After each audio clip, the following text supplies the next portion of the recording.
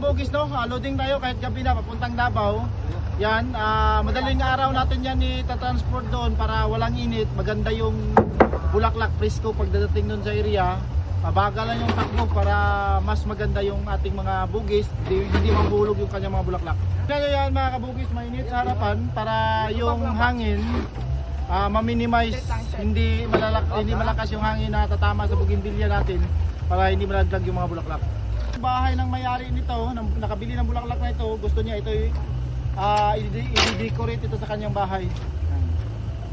Sinong may gustong magpa-deliver ng bulaklak, pwede kayong mag-message, mag-PM sa ating Facebook, Miles Bougainvillea Jinsan, o di kaya tumawag lang sa ating cellphone number 091777105560. Ang garden natin located dito sa Diversion Road, Barangay Mabuhay, General Santos City. Salamat sa support sa Miles Bougainvillea Jinsan.